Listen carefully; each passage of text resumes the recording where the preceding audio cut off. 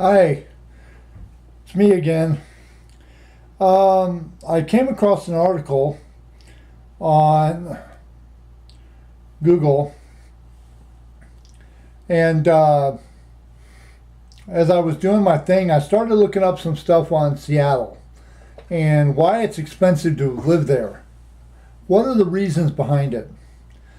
On my ZTE smartphone, I'm going to read this. Um, Thinking about moving to Seattle? You're not the only one. Seattle has been the fastest growing big city in the U.S. since 2010, and it's expected to add nearly 200,000 more people over the next 20 years. Now, that's a lot of people for Seattle. For any city, really, that's a lot of people. And that's going to be in the next 20 years. That growth is a result of the city's vibrant culture and booming tech scene, like Microsoft and Amazon and Facebook. And it says, not to mention the delicious coffee. Well, I drink coffee a little bit from time to time, but I'm not a huge coffee drinker, so that doesn't have anything to do with me. It also means that Seatown is becoming increasingly expensive. So how much does it really cost to live in Seattle? According to the Council on Economic and Community Relations, Seattle is about 24% more expensive than the typical U.S. city. That means someone earning an annual income of $50,000 a year. And if you think about it, I live on $755 a month, which I don't really have a life. But then again, I don't really need a whole lot. My rent's paid, my utilities are paid, my cell phone's paid. I have enough money to put food in the refrigerator. I have enough money to get around on. But $755 a month, I make I make less than $10,000 a year because I'm on disability. Well, it says here that means someone earning an annual income of $50,000 a year by themselves, $50,000, working a regular job, 40 hours a week, 4 weeks out of the month, would have to make $62,000 a year, which means they'd have to make $12,000 more a month in Seattle to maintain the same standard of living. Well, it depends on what your standard of living is. Below this article that I'm reading from will comb through the data on housing, transportation, and other major costs to find out how a move to Seattle might affect your wallet. Home prices in Seattle. This is talking about houses. The housing market in Seattle is one of the hottest in the country, and it doesn't appear to show signs of cooling off anytime soon. Who's it hot for? Is it hot for the citizen that's trying to get a house? Or is it hot for the developer and the realtor that's selling that house? While that's great news for current homeowners, residents of King County have been reaping huge rewards from refinancing. Newcomers to Seattle will face steep and rapidly growing prices in the home buying market. That means that whoever moves to Seattle now will have a much harder time finding a house. Now, if you own a house and you want to sell it, you can get more than what you paid for it, not because it's worth that much, but because people have no choice but to pay what you're asking. Now, Seattle average home prices, one bedroom, this is 2010, was $216,800 for a one bedroom house. Current is $255,000. That's an 18% change from 2010 to to 2018. A two-bedroom was $330,000 in 2010. Current is $400,000 2018. 21% hike. Three-bedroom, $397,000, $250,000 in 2010. Current, $588,500. I'm sorry. Current 2018, $499,950. That is a 26%. A four-bedroom, $500,000. Current, $588,500. Now, that's an 18% hike. All beds, $369,950 in 2010, $440,000 current. That's a 19% jump. Now, my question is this. When you're paying this kind of money, working your nice little cushy job at Microsoft or Amazon or Facebook or wherever it is you're working, how do you know that when you go into work tomorrow, you're still going to have that job? They might fire your ass. This is the thing that a lot of people don't understand, and it really kind of irks me.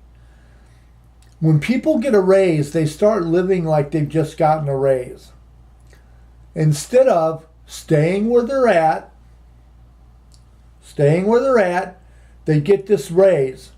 Instead of staying where they're at and saving up that raise for when they might need it, they jump all the way up to where the raise was at. So that nice two-bedroom apartment that you just got, that you're paying like $5,000 for, when before you were living in a rented room for $1,000 a month. Yeah, a rented room in somebody's house in Seattle, $1,000. You got a room, the small bedroom with a shared shower and a shared kitchen, and $1,000 a month. Yeah, I know. But you just got this new job working at Microsoft. You went from making like $40,000 a year, now you're making like $100,500 because of this new shiny job you got at Microsoft. Well, what happens if Microsoft declares bankruptcy and has to lay off tons and tons, fire tons and tons of people, and you're like, they're firing people for redundancy issues. That means that there's like 8 or 9 people doing the exact same job when they only need 2 to do the exact same job. Somebody's head's getting on that chopping block, and guess what? It could be yours. And how long do you think that really nice $4,000 a month apartment, how long are you going to be able to keep that? Because 9 times out of 10, you're expecting the money to flow in all the time because you got it like that now. But that money stops flowing in. You'll end up like Charlie Sheen on that show, 3.5 Men. I'm telling you. Now, while those prices fall short of, say, San Francisco's housing prices, those 2010 and 2018 prices, and the percentage, 18, 21, 26, 18, and 19%. That's for 1 bedroom, 2 bedroom, 3 bedroom, 4 bedroom, and then all beds. It says, while those prices fall short of, say, San Francisco, they may soon match any place in America. If prices in Seattle keep growing at a rate of 20% every 5 years, the average home price there will surpass $1 million within the next 25 years. Why? The developers and the real estate people, they set the prices, and the sheep that pay for it just figure, well, that's what it is. I guess that's what it is. That's what I got to pay. No, if you wouldn't pay it, they'd be stuck with a crap load of apartments that they couldn't rent and a lot of houses that they couldn't sell. They'd be sitting there. They'd have to drop the prices extremely cheap. That'd be a bubble that would be bursting. Now it says here, the average rent in Seattle, while renting is often better than buying in the Seattle area, it isn't necessarily cheap either. According to myapartmentmap.com, the average rent for a two-bedroom apartment in Seattle is $2,109. That is nearly 80% higher than the national average. Monthly rental rates, Seattle versus the U.S. average. Studio, $1,307 a month. And that studio is going to be less than 300 square feet. Yeah, way less. The national average for a studio apartment is $1,006. Now, I live in Minneapolis. I hate this city. I've been stuck here over a stupid thing that I did when I was younger, and I got stuck. I'm trying to angle my way back to Seattle, but right now it's going to be kind of spendy for me to do that. Unless I figure out a way to become mayor and I fix the housing market.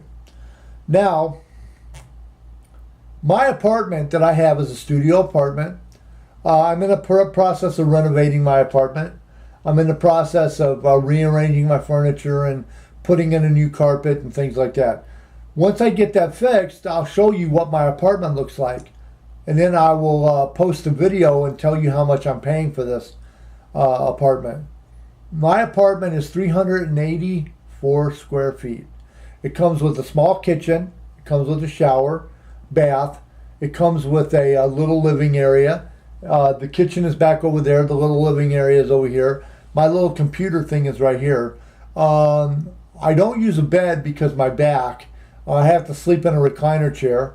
But I pay $435 a month plus utilities.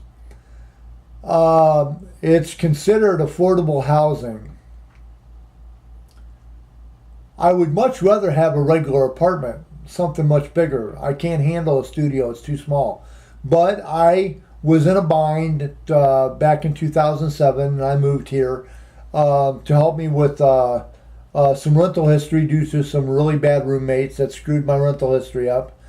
You don't always trust people who say they're your friends. So, it says in some Seattle neighborhoods, rent is even more expensive than the rates listed above. And I know that because I've checked. There's people on Craigslist that are renting a room for almost $400 a week. According to the rental listing site, Zoomper.com, rent for a one-bedroom apartment in Seattle's South Lake Union neighborhood, in which Amazon.com has its world headquarters, is $1,900 a month. That's almost $2,000 a month for a one-bedroom. And that's not a one-bedroom that's got all kinds of fancy amenities. Oh, I bet you they don't even have washers and dryers in the apartments. I bet they don't have spacious walk-in closets. I bet they don't have a large living room and a large bedroom and a large kitchen. I bet not. I bet it's one of them older apartments that are small, and it's been rehabbed into a new apartment. And I bet you it's less than 600 square feet. I can bet you that. Okay, cost of food in Seattle. There is a lot of great food in Seattle. If you like seafood, you'll be in heaven at Pike Place Market. Plus, ask any Seattleite about Dick's Drive-In. They'll be happy to tell you why it's superior to In-N-Out. I've had In-N-Out nothing to write home to mom about. It's okay, but it ain't perfect. Now, when I lived in Seattle, I used to go to a lot of places and I had places to eat. I knew all the cool little mom and pop Italian restaurants for pizza. I knew all the cool places to get fish and chips. I knew all the places from like fast food to family dining back when I lived in Seattle. That was in early 90s to the mid 90s. And then I made the stupid mistake of moving here because of some chick, some lady. I can't say the word chick. They'll think I'm being demeaning. But I met a lady online, fell in love with her, and I decided to move here. And it didn't work out. And like a stupid idiot, trying to put my size 12 foot in a size 8 shoe, it wasn't working, and I was bound and determined to get that foot in that shoe. Now, it says here, if you're living on a tight budget, now when they say living on a tight budget, I don't think they mean $755 a month. I think they mean like maybe between $2,000 and $3,000 a month. Now, if you're living on a tight budget, however, you may only be able to enjoy Seattle's restaurants on rare occasions. A meal at a typical Seattle dining establishment costs about $30 per person. That's more than 30% higher than the national average. Now, I bet you if I was living in Seattle right now and you wanted to tag along with me to find all the great places to eat for very little, you'd be very surprised at how I could find them. I'm half Jewish and half Native American. My birth mother was from Israel and my birth father is Navajo. I was adopted when I was 6, but I know how to sniff out the greatest deals and look for the best foods for the price, which I have a Facebook page called Fine Dining on a Pauper's Budget. I'll talk about that in another video. Now, it says here that the average cost is $30 per person. Well, that depends on where you're going to eat at. Yeah, it's about $30 if you go to like a dining establishment that has a bar, where it's kind of an upscale restaurant. There's a lot of dives in Seattle where you can get really good food. Now, I'm not for sure if it's still there, but right off of 1st and Pine, 2nd and Pine, I think around 1st and Pine or 1st and Pike, there used to be a restaurant called the Olympic Grill. You used to go in there and you could get some really great grub and food for very cheap. And then there was this the Turf Club, which was right across the street from where the Deja Vu used to be, kitty corner from the Brass Pig. It got ran over, so they had to put it up on top of the building. But the Brass Pig was in front of the Pike Place Market. Now, what about groceries? The situation there isn't quite as dire. The Council for Community and Economic Research found that a typical basket of Seattle groceries is about 11% more expensive than national average cost for the same goods. There are also a number of open-air farmers markets that run spring through autumn throughout the city. Now, this article, I can tell, is basically catering to the middle class or the lower middle class. And I'll explain the 4 classes of people in another video. I won't do it here because it'll take too long. I'll just give you a little heads up on that. There used to be 3 classes of people: poor, middle class, and rich. And the elite. That's the 4th collection. Now there's 2 classes of every class of person. There's the poor. You got the lower class of the poor and the upper class of the poor. When I say the lower class of the poor, you're talking about people that are just barely making minimum wage. And then the upper class of the poor is people that are making between $15 and $30 an hour, which you're still in the lower class. You have not even broke ground into the bottom of the middle class yet. You talk about the middle class, you got to be making anywhere between like anywhere between like $65 and $75,000 a year just to break into the lower part of the middle class. Now, when you get into the upper crust of the middle class, you're talking 100 grand to 200 grand a year to be upwards into the upper crust of the middle class. Now, if you're a CEO of a company and you're making a couple million a year, you're breaking into the lower of the upper crust or the upper class, the rich. I'll get into that in more detail later. But I want to deal with this for right at the moment. It says here that groceries are about 11% more expensive. There are a number of open air farmers markets. Now, most of the people that go to those farmers markets are not really your typical families that go there. Not your typical shoppers. Typical shoppers would go to, say, Aldi, or they would go to a regular grocery store and they buy in bulk and they freeze it, bring it out as they need it. Or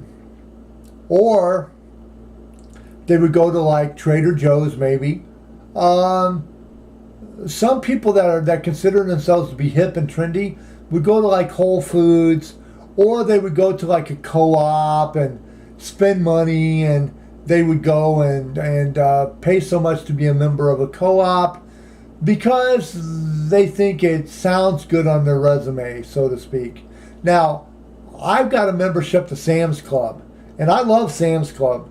Sam's Club allows you to buy some things in bulk if you need it. Like, I use a lot of paper plates because I make dinner for some of the residents in my building.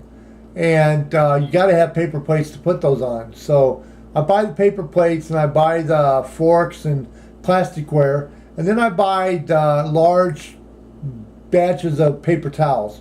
Very inexpensive there. You can get like 1, 2, 3, 4, 5, 6, 7, 8, 9, 10, like 12 to 15 rolls of really good really good paper towels at Sam's Club for about $13. I consider that to be a real good deal. So anyway, I shop at Sam's Club some because I can get a 42-ounce cowboy steak or tomahawk steak for about $30, when normally that would be close to $100 at a regular butcher shop. Okay, the price of transportation in Seattle. While Seattle does have a light rail system, when I lived there they didn't have one. They do have a light rail system and only serves a limited portion of the city. Most of the Seattleites either own a car or use the public bus system. Now, when I lived in Seattle, you have public transportation, and the public transportation in the downtown area was all electric and it was all free, which served two purposes. One, people that work downtown in the big office buildings could hop on a bus, go to lunch, hop on the bus, and come back to work for free, which meant that everybody else in the city that lived in the downtown area or was just in the downtown area could ride for free. You can't do that anymore. They lost their funding. And if I become mayor of Seattle, I'd like to try to get that funding back again and make things the way it used to be. They own a car or use public bus system. The city only has a large population of the city also has a large population of cyclists. But given the number of hills and the lousy winter weather, which really the winter weather is not really that lousy, it rains a lot, and once in a great while it'll snow, which could shut down the whole city if it does. For the most part, the weather is a little bit better than living in Minnesota, I'll tell you that much. You got a lot of hills and lousy winter weather. It takes a high level of commitment to rely on a bike year-round. Well, it depends on where you live at. The price of a single ticket for Seattle bus ranges from $250 to $325. Now, I think of it like this. That 250 to 325 is just a drop in the bucket of what it costs to maintain the buses, pay the drivers, pay the maintenance people, pay the cleaners, and pay for the fuel to keep the buses running. And it's a whole hell of a lot cheaper than riding in a cab. Depending on the time of day and the distance of your trip, for regular riders there is the Orca card, which serves as a single pass for the entire regional transit system. The cost of a monthly pass through the Orca card system is around $100, which that's about average. I pay that much here, and our bus system just went up to $2 and off peak and $2.25 on peak, and that's not including rush hour. I mean, that's not including express. Express is way more expensive. $100 is very cheap. Just think if you had to drive your car to get back and forth to work, how much would you pay for parking, and how much would you pay for gas and maintenance on your car? Or if you had to take a cab to go to work, how much would it be to take a cab to work and back home from work every day? You're talking at least a good $30. But with the Orca card, you're paying $100. This is about the same price as similar transit passes in Los Angeles and Chicago, though it is slightly more expensive than San Francisco's monthly pass and a bit lower than New York's monthly pass. Now, I don't know about disabled in Seattle. I don't know how much you have to pay for that. I will add that in to a video in a later date. I'll redo it at another time. And what about driving in Seattle for those that have a car? Now, when they say driving, they're using a slang term of driving. Unless you're making money off of your automobile, you're a traveler. You travel in your private automobile throughout the city. I'll get into that later as well. But what about taking your automobile in Seattle to various places? Well, the cost there comes in both dollars and minutes. Seattle has some of the worst traffic in the country. Depending on the direction and distance of your commute, you could find yourself spending several hours a day in bumper-to-bumper traffic. That wastes time, not to mention fuel. That's important because Seattle has some of the most expensive gasoline in the country, with prices usually at least 10% higher than the national average price.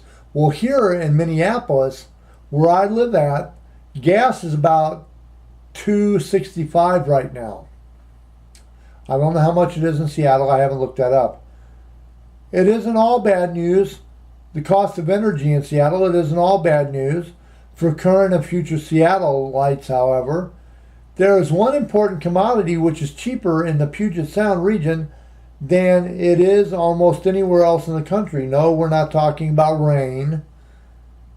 You get an awful lot of that, but I'll tell you, the rain in Seattle is way different than the rain anywhere else. They say people become depressed in Seattle. They say people try to commit suicide in Seattle. I know depression. I have manic depression issues. When it rains here in Minneapolis, I get so depressed, I just want to sleep all day some days. In Seattle, when it rains, I want to be out in it. I'm like Gene Kelly in the movie Singing in the Rain.